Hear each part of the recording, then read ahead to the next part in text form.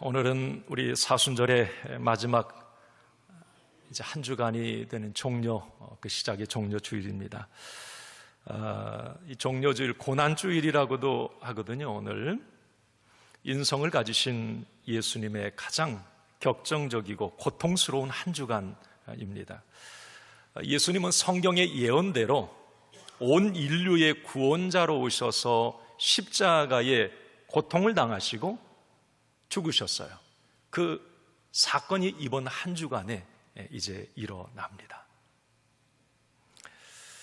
감사한 것은 예수님에게는 그 고통의 어떤 한 주간이었지만 우리 그리스도인들에게는 그 십자가가 복음이 되는 순간이고 나의 자랑이 되는 시간이라고 하는 것도 여러분 잊지 마시기 바랍니다. 그래서 이번에 2024년 고난주간 특별새벽기도의 말씀 주제를 가상칠언. 여러분 가상칠언은 잘 알고 계시죠? 십자가 할 때 그 십자가, 상, 위상, 십자가 위에서 7마디 말씀이에요. 예수님. 예수님이 이 땅에 계실 때 많은 말씀들 성경 사복음서에 기록되어 있지만 십자가 위에서 매달리신 채 말씀하신 건 7마디 말씀을 하셨어요. 그 7마디 예수님의 그 칠언의 말씀 속에는 절절한 하나님의 심정, 뜨거운 복음이 그 한마디 한마디에 담겨 있음에 참 놀랍습니다. 모두 나를 살리는 말씀이고 그것은 예수님의 마지막 기도이셨습니다. 자, 오늘 이제 칠언이잖아요. 그런데 월요일부터 이 말씀을 시작하면 6번밖에 못하니까 6원밖에 못하잖아요. 그래서 오늘 이제 종려 주일부터 1원을 시작해서 말씀을 이제 진행해 나가도록 하는 겁니다. 우리가 이 가상칠언 여러분들이 신앙생활하면서 많이 들으셨을 텐데요. 이번 고난주간 특세에 선포되는 이 가상칠언의 말씀은 좀 새롭게 다가올 겁니다. 저는 여기에 좀 말씀을 준비하면서 저도 이 말씀을 많이 전했고 그런데 올해 이 말씀을 새롭게 또 준비를 하면서 가슴이 좀 뜨거워지더라고요. 제가 이번에 포커스를 맞춘 것은 그 예수님의 십자가 위에서 마지막 7마디 말씀이 이게 어떻게 복음과 연관이 되는지 이 부분을 제가 한번 살펴봤고요. 그리고 그 예수님의 가상칠언의 말씀이 복음이라면 그 칠언의 복음이 나와 어떻게 연결되는지, 복음은 나를 살리는 능력이 있는데 그 십자가 칠언의 복음이 어떻게 나를 살리는지 이 부분에 제가 좀 포커스를 맞춰서 이 말씀을 좀 준비를 합니다. 자, 여러분 내일부터 시작되는 특세에 복음의 능력을 사모하는 행렬이 이어지기를 바랍니다. 그리고 여러분 십자가 복음에 감격하고 가상칠언의 말씀으로 살아나고 회복되고 치유되는 간증 릴레이가 한 주간에 계속되기를 바랍니다. 할렐루야. 한번 저를 따라 합시다. 나를 살리신 예수님의 마지막 기도. 누구를 살리셨다고요? 나를 살리신. 자, 이번 한 주간 여러분 복음이 딴 복음이 아니에요. 나를 위한 복음이라고 하는 것, 나와 연결 지어져서 그 복음이 나에게 복이 되고 은혜가 되는 시간 되길 바랍니다. 할렐루야. 예수님이 당일날 이제 십자가를 지는 그날 예수님의 동선을 조금 한번 살펴볼까요? 성경에 이제 예수님이 십자가에 딱 매달리신 때가 오전 9시예요.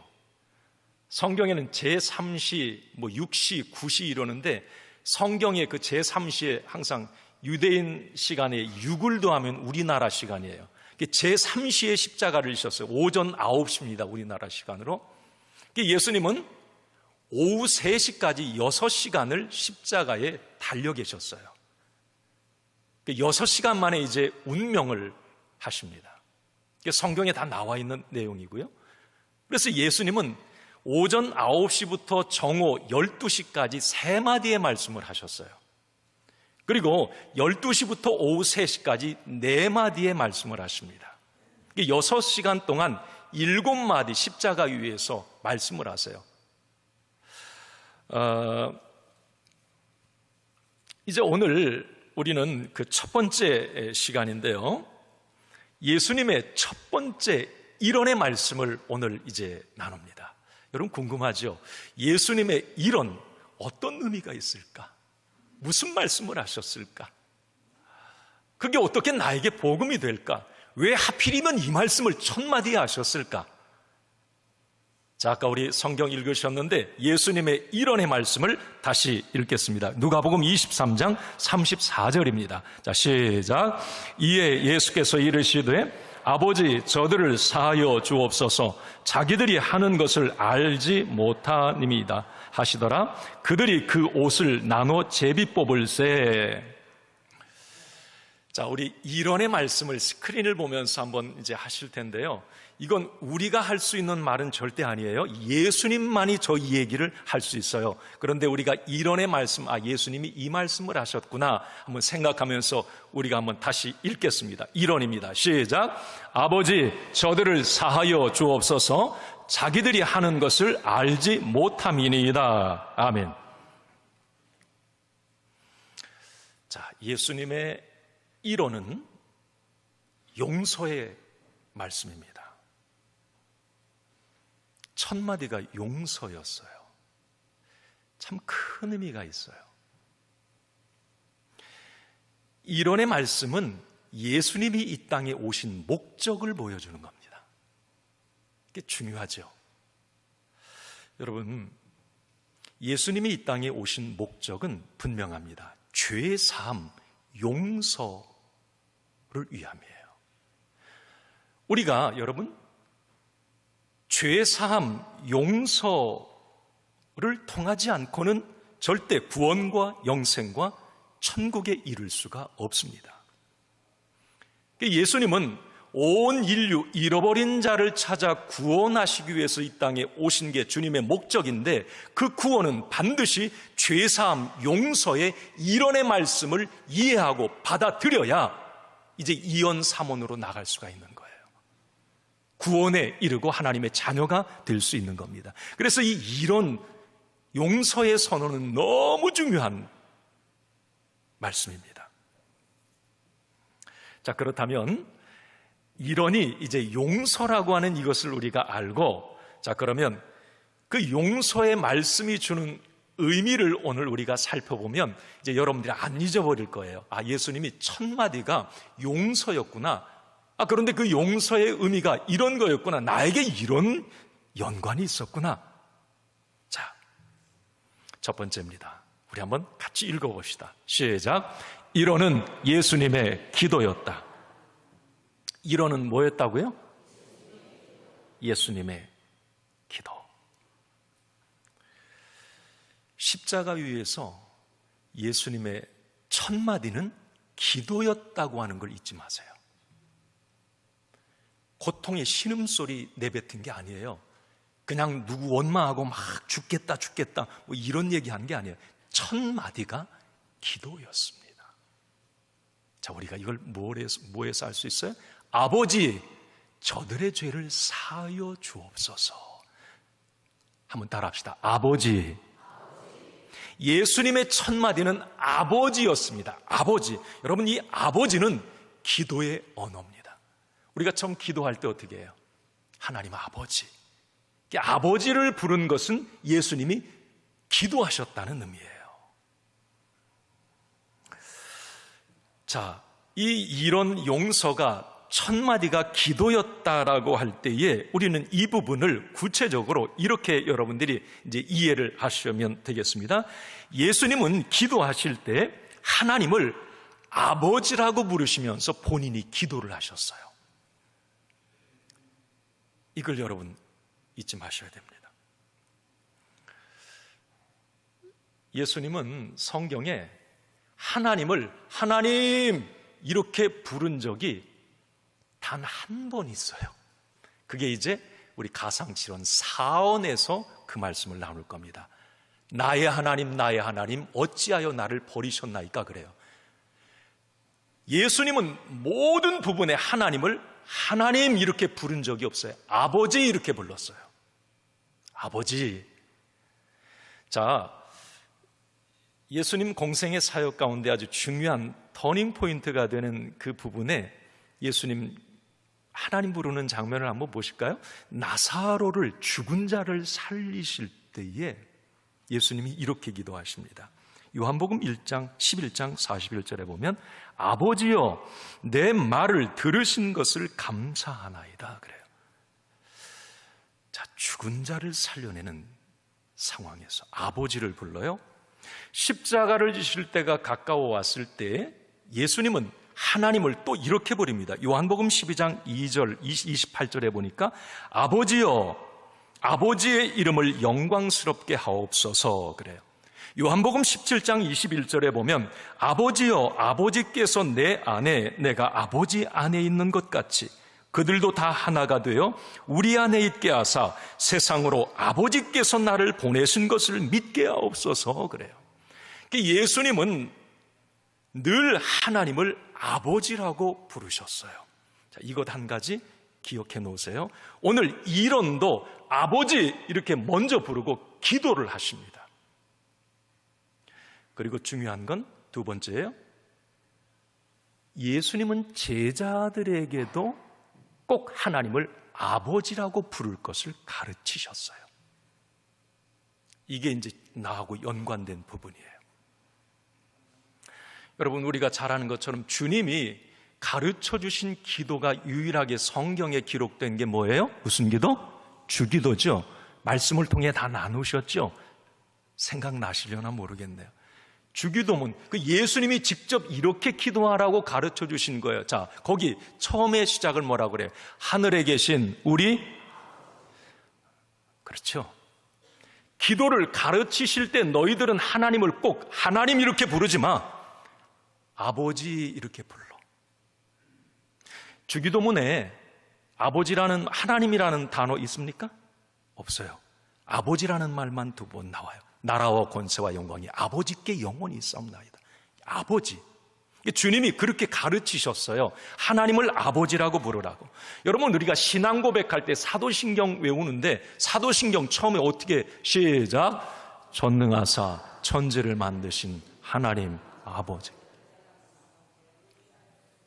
네, 거기까지만 하셔요. 네. 하나님 아버지를 내가 믿사오며 그래요. 아버지를 믿사오며.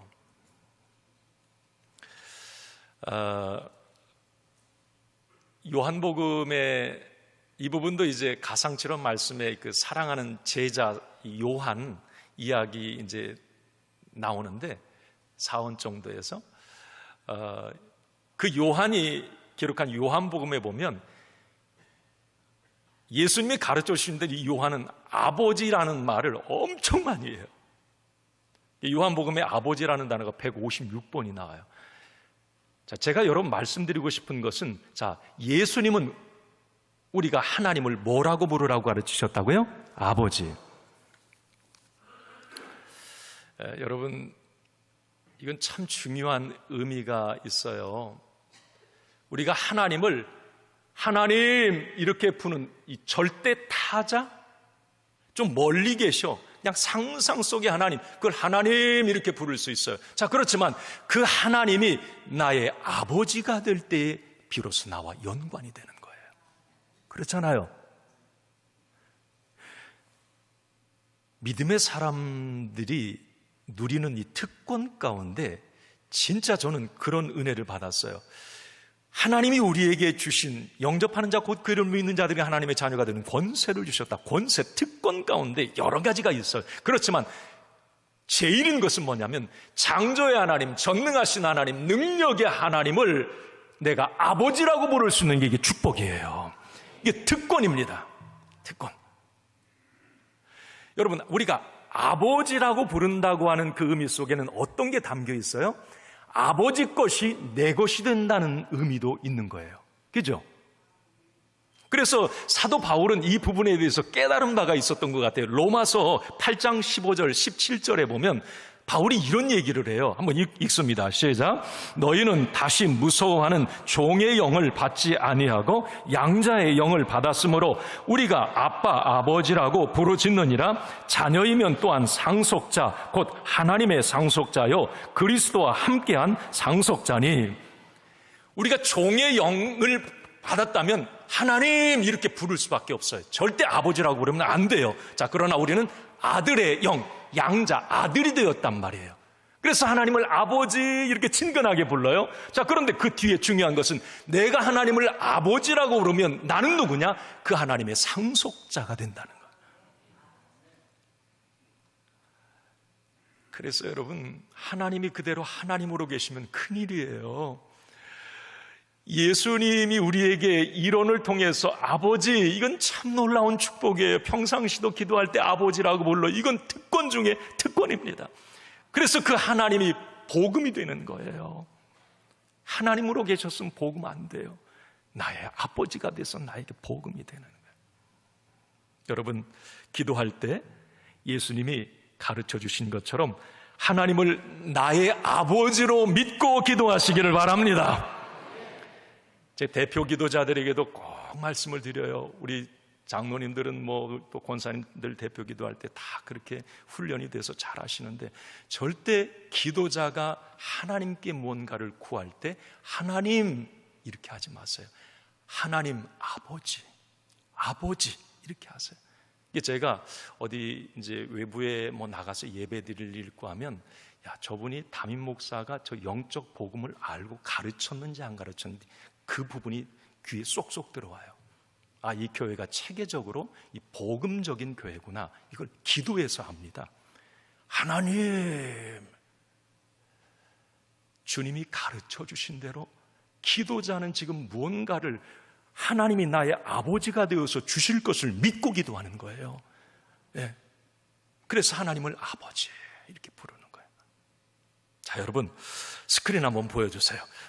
제가 앞에 하면 여러분 붉은 글씨 하는 거에 크게 선포합시다. 하나님, 전능하신 하나님, 살아계신 하나님, 할렐루야.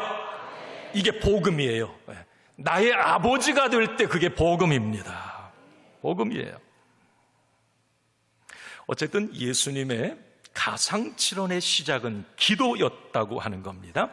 고통스러워서 내뱉는 원망의 말도 아니었고 고통의 신음소리도 아니었습니다. 예수님의 마지막 말씀 첫 마디는 기도였다고 하는 겁니다. 이걸 잊지 마세요. 가상칠언 1호는 예수님의 기도였다. 아버지라고 불렀다. 나도 아버지라고 부를 수 있다. 그 하나님을. 또 하나 여러분, 이론의 말씀을 통해 그런 은혜를 받아요. 두 번째인데, 이론은 용서의 말씀입니다. 이건 제가 이제 좀 전에 말씀드렸는데 반복되는 거지만 내용을 좀 말씀드리려고 해요. 이론은 무슨 말씀이라고요? 용서의 말씀. 예수님이 아버지라고 부른 다음에 저들을 사하여 주옵소서 그래요. 이건 뭘 말하냐면, 나를 지금 십자가에 못 박은 저 유대인들과 저 군병들, 아버지 저들의 죄를 용서해 주세요. 그렇게 말씀을 합니다. 자, 이 부분에 대해서 저는 그런 생각이 들었어요. 아니, 십자가에 지금 매달려 있는 상황에서 첫 마디가 그들의 용서. 예수님 인성 가지셨잖아요. 아파요. 속상해요. 분노도 올라와요. 하나님의 아들이셨지만 인성을 가지셨기 때문에 그렇단 말이에요. 자, 그런데 십자가에 달리셨어요. 예수님의 이 십자가는 예수님 입장에서는 부당한 것이었습니다. 여러분, 우리가 잘 아는 것처럼 본디오 빌라도도 그 당시 로마 총독도 아니 도대체 예수에게 죄를 찾아볼 수가 없어요. 3번이나 무죄 선언하잖아요. 죄 없다고. 나 모르겠다고. 예수님의 입장에서 보면 십자가에 지금 매달린다고 하는 건 너무 억울하고 누명입니다. 그런데 예수님은 십자가를 달게 받으세요. 오히려 지금 자기를 저주하고 욕하고 십자가에 못 박은 그들을 향해 용서를 선언해 주십니다. 아버지, 저들의 죄를 용서하여 주옵소서. 참 쉽지 않았을 것 같아요. 너무 억울한 상황이고 고통스러운 상황이기 때문에, 인성을 가지셨기 때문에. 자, 그런데 여기서 우리 하나 이걸 아셔야 됩니다. 예수님이 용서를 선언하실 수밖에 없는 이유가 있어요. 예수님이 메시아라면 반드시 이 용서의 말을 7마디 7원 가운데 한 번은 어디에 껴 들어가야 돼. 그래야 메시아예요. 왜? 구약에 예언된 메시아는 반드시 용서를 선언한 분이셔요. 자, 여러분, 이사야 53장 12절 하반절을 같이 읽겠습니다. 시작. 이는 그가 자기 영혼을 버려 사망에 이르게 하며 범죄자 중 하나로 헤아림을 받았음이니라. 그러나 그가 많은 사람의 죄를 담당하며 범죄자를 위하여 기도하였느니라. 아멘. 여러분, 이사야 53장은 성경 전체의 메시아를 가장 리얼하게 소개한 장이 이사야 53장이에요. 여기에 보면 앞으로 장차 오실, 몇백 년 후에 오실 메시아는 어떤 분이냐면 죄인 취급을 받고 죄인 취급을 받는 그 상황에 죄인들을 위해서 용서를 선언하시는 분이어야 돼요. 예수님의 지금 십자가의 용서의 선언은 구약의 예언의 성취입니다. 예수님은 꼭 이 말씀을 하셔야 돼요. 속상하고 억울하고 분하지만 말이에요. 그리고 또 하나, 우리가 이 이론에서 놓치지 말아야 될 것은,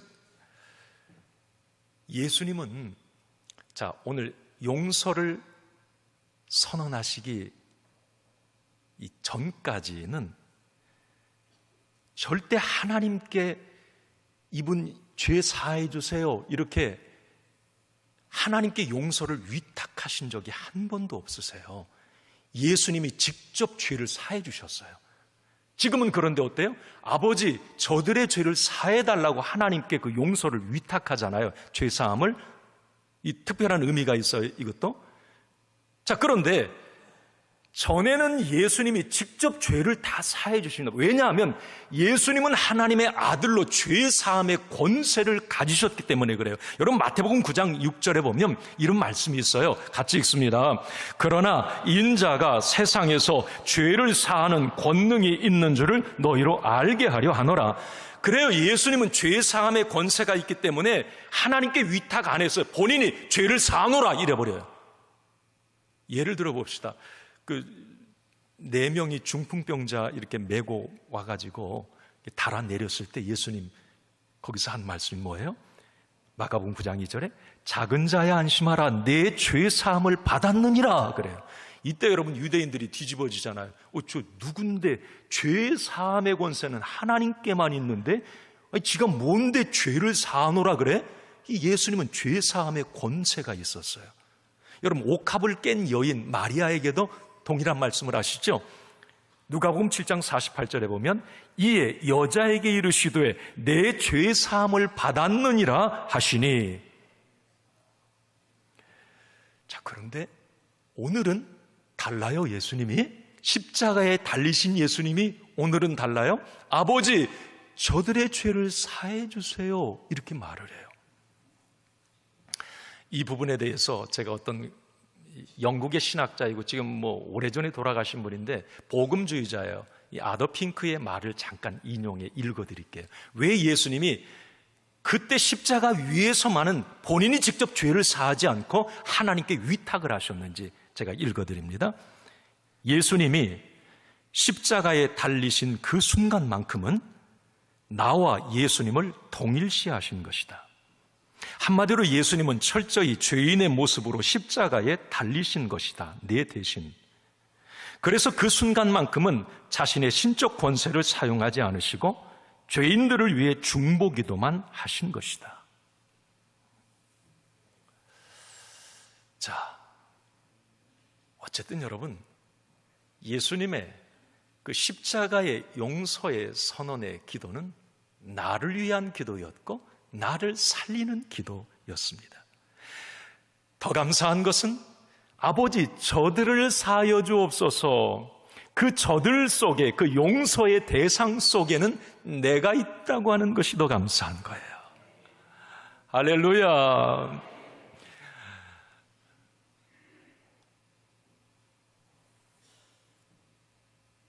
내가 용서받고 죄사함받고 나는 구원과 영생과 천국을 소유하는 자가 되었어요. 오늘 이 시간 예수님의 십자가상의 용서의 선언은 나에게 새 생명을 주고 나를 저주와 불행, 사망에서 살리신 선언이었음을 믿고 감사할 수 있기를 바랍니다. 마지막으로 여러분, 예수님의 이론의 말씀은 그런 의미가 담겨 있더라고요. 인간의 연약함을 우리 주님은 아셨어요. 오늘 예수님이 이 말씀을 하세요. 자기들이 하는 것을 알지 못함이니이다 그래요. 알지 못해서 지금 저들 죄 짓고 있어요. 그 이야기입니다. 무지해서. 자, 저는 그러면 그 당시에 유대인들이 뭐가 무지했을까? 근데 제가 깜짝 놀랐어요. 이 무지함이 우리에게 지금 있는 경우가 많고 그 무지에서 벗어난 경우도 많구나. 예수님이 주님 용서해 주세요. 저들이 지금 무지에서 이런 일들을 하고 있습니다. 그러면 그 유대인들의 무지가 무엇일까? 뭘 몰라서 그랬을까? 자, 우리는 이런 것을 알아야 됩니다. 이거예요. 첫 번째, 여러분 한번 읽어봐. 이거 몰랐어요, 유대인들이. 시작. 예수님이 메시아라는 걸 몰랐다. 그 당시에 대부분 이 백성들, 그 이스라엘 이 국민들은 먹고 사는데 바쁘고 뭐 성경, 뭐 구약 성경 뭐 그냥 예배 드릴 때만 가서 좀 간간히 듣고, 예수님이 하나님의 아들 메시아로 오셨다고 하는 걸 대부분 몰랐어요. 예수님이 인기가 올라가고 막 죽은 자도 살려내고 이러니까 그 당시에 로마 식민 지배를 받고 있었던 이스라엘이었기 때문에 백성들은 그런 생각, 야, 저분이 대통령이 되면 와, 저 로마 황제에게 한번 명령하면 팍 죽을 거고, 그냥 뭐 우리 이스라엘 이제 뭐 살았다. 그러니까 저분을 왕으로 추대하자. 뭐 그런 분위기였단 말이에요. 그러니까 백성들은 예수님을 그냥 대통령 세울 생각만 했지 하나님의 아들 메시아라는 생각을 못했단 말이에요. 여러분 어때요? 대통령도 이제 마음에 안 들면 막 끌어내리잖아요. 막. 예? 그 당시 마찬가지예요.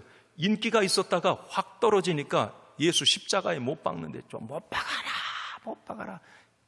인간 취급을 하는 거예요, 예수님을. 몰랐어요.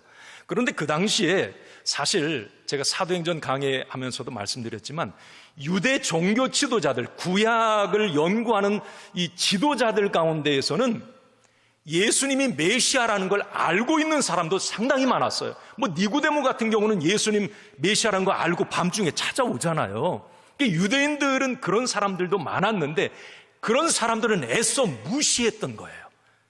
알면서도 저분이 하나님의 아들 메시아, 구약에 예언한 그대로 태어나셨고 그대로 삶을 사시고 그대로 돌아가시고, 저 메시아 맞아 알면서도 무시를 해요. 여러분, 저는 오늘 이 부분에 대해서 이렇게 여러분 저에게 권면하고 싶어요. 예수 믿으면서 여러분 하나님을 알면서 무시하는 일이 없길 바랍니다. 이게 무시한다는 건 교만이라고 성경은 얘기해요. 그러니까 내가 무지해서, 이 무지는 용서의 근거가 되지만 무시, 교만은 혹독한 대가를 치렀습니다. 성경에 보면. 그걸 몰라요. 자, 예수님이 메시아라는 것을 몰랐어요. 두 번째, 이걸 몰랐어요. 한번 읽어봐요. 시작. 자신들의 행위가 성경의 예언을 이행하고 있는 것이 몰랐다. 이거 끔찍한 일이에요.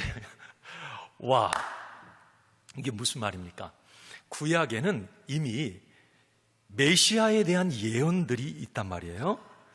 예수님이 온 인류의 죄를 위해서 어린 양처럼 보라 세상 죄를 지고 가는 하나님의 어린 양이로다. 죽어야 되는 거예요.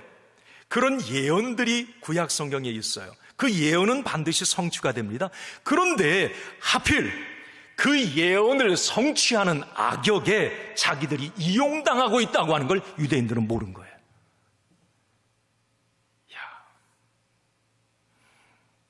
아니, 예수님은 어차피 십자가 지고 죽어야 돼요.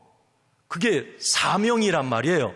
그런데 그 사명을 이루는데 좋은 역할이 아니라 악역으로 쓰임받는 거. 그런데 그 사람들은 그 쓰임받으면서도 몰라요. 이게 끔찍한 일이고 안타까운 일이에요. 예를 들어 봅시다. 여러분, 군병들이 예수님의 그 옷을 나누는 장면, 이게 시편의 22편에 예언이 되어 있어요. 내 겉옷을 나누며 속옷을 제비 뽑나이다.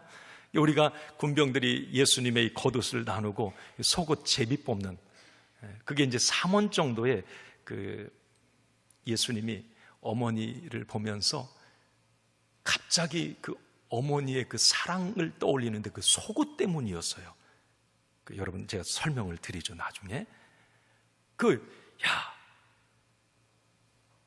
예언들이 그들은 몰라요. 그냥 뭐 제비 뽑고 속옷 갖고 뭐 뽑아서. 예수님께 신포도주를 드리는 장면도 시편 69편 21절에 보니까 그들이 쓸개를 나의 음식물로 주며 목마를 때에 초를 마시게 하였사오며. 이 부분도 여러분, 예수님 그 목마르다 할 때에 그 입에 초를 단 그것을 이렇게 드리는 그 장면. 군병들은 자기들이 지금 하나하나 하나님의 어떤 이 각본에 의해서 움직이고 있다는 걸 전혀 모른 채 그냥 막 일을 하고 있는 거예요. 십자가에 못 박히는 것, 여러분 시편 53편 아까 메시아 예언장에 자세히 나와 있고요. 자, 이게 얼마나 끔찍한 일인가. 예수님은 성경의 예언대로 십자가에 못 박혀 죽으셔야 사명을 완수하는 것이었지만, 그게 하나님의 뜻이었지만, 그러나 하나님의 아들 메시아를 자기 손으로 못 박아 죽임으로 자기가 그 예언을 성취하고 있다는 것을 모르고 있다고 하는, 이건 너무 끔찍한 일이에요. 자신도 모르게 그들은 악역으로, 악의 축으로 이용당하고 있었던 겁니다. 그러면서 그들은 웃고 있어요. 막 기뻐하고 있어요. 자, 저는 여기서 딱 그 마음에 이게 와닿아요. 여러분, 좋은 일에 쓰임받길 바랍니다. 우리 옆에 분에게 한번 축복해 주세요. 앞으로 좋은 일에 꼭 많이 쓰임받으세요. 그렇게 해주세요.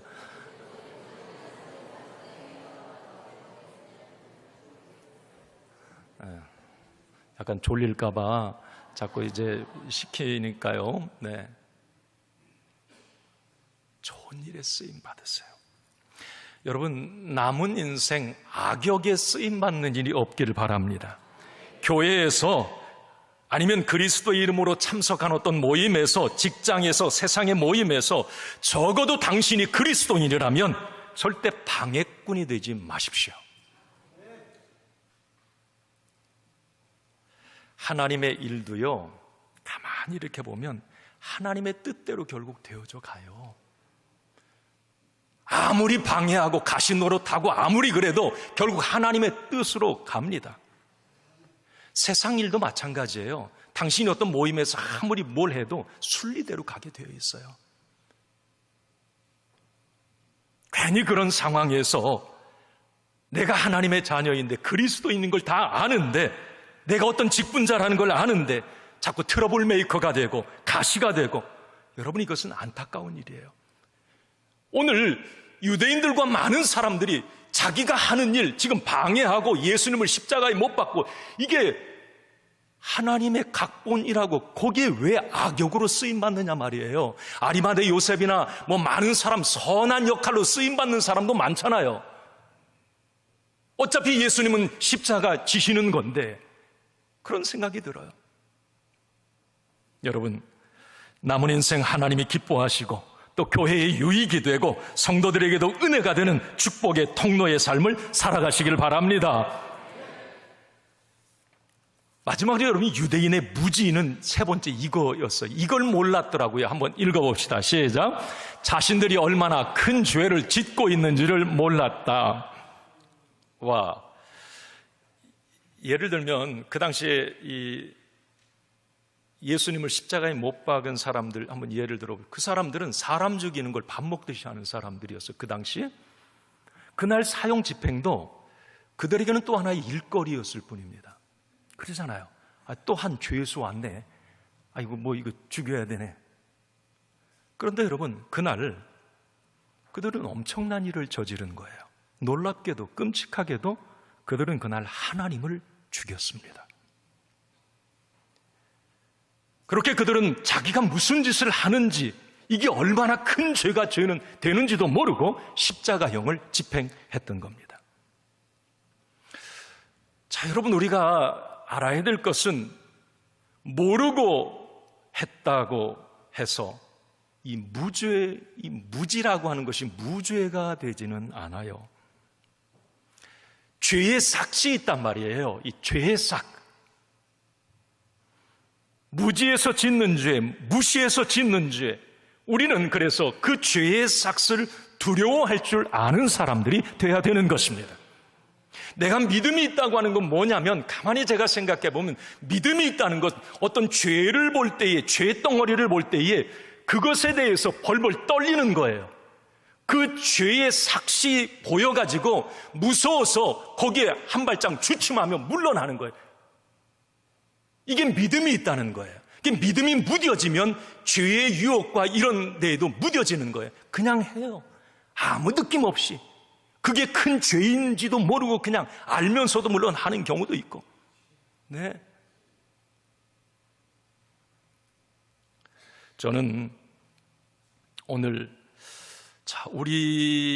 오늘 예배드리는 여러분들이 무지함은 글쎄요, 대부분 없어요. 무시하는 경우가 많아요, 하나님을. 그게 알아요, 그게. 그런데 그 상황에서 하나님을 무시한다는 건 내게 믿음이 없다는 거예요. 믿음이 있다고 하는 건 막 예민해서 뭘 하나를 봐도 기겁하고 깜짝 놀라거든요. 그게 믿음이에요. 근데 믿음이 무뎌지면 느낌이 없는 거예요. 어떤 죄를 지어도 느낌이 없고 아무런 느낌이 없는 거예요. 그 죄의 삭스에 대한 어떤 두려움이 전혀 느껴지지가 않아요. 에라 모르겠다. 오늘 예수님은 그들의 무시를 오늘 보신 거예요. 자, 여러분, 오늘 저는 가상칠언을 마치면서 이론의 결론을 이렇게 내립니다. 스크린 보여주세요. 오늘 제가 여러 가지로 말씀드린 것 같지만 이 세 가지를 말씀드렸어요. 이게 이론, 용서의 결론입니다. 자, 한번 읽어봅시다. 시작. 하나님을 아빠, 아버지라고 부를 수 있는 것은 나의 가장 큰 축복이다. 예수님의 용서의 대상에는 나도 포함되어 있다. 하나님의 무대에서 악역이 아니라 축복의 주인공으로 쓰임받자. 아멘. 크게 아멘 하십시오. 아멘.